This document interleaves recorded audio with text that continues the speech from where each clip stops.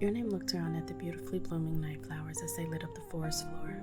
They were just as beautiful as they had been the first 2 times they passed them. She looked at the broad back in front of her and could tell by his body language that he'd realized they'd gone in a circle not once, but twice, and was trying to play it cool. "We're lost, aren't we?" "What? Of course not."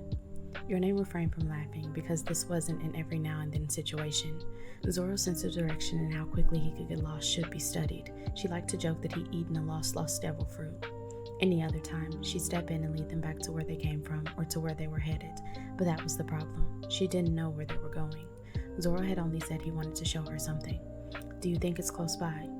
"It should have been." It was mumbled, and she was sure he'd been talking more to himself than to her. When they came to the place they'd veered right each time before that caused them to walk in a circle, she thought she would have to steer him in a different direction. However, it seemed he realized on his own that it was better to either continue going straight or to go left this time. He chose to go left, and Your Name followed. She wasn't too worried that they hadn't reached wherever he wanted them to and were a little lost. She knew how to get back to where the ship was docked. Zoro's pace picked up, and she assumed that their surroundings looked familiar to him and they were now on the right path. Your Name followed behind him, the soft sounds of the forest drifting on quiet wind that blew through the trees.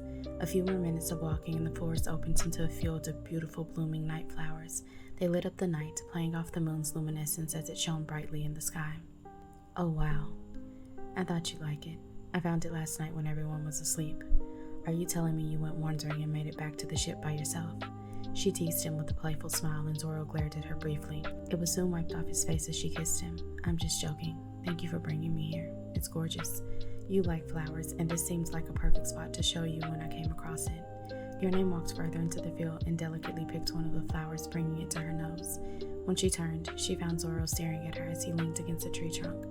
"Are you going to stand there and watch or come join me?" "I'm committing this to memory."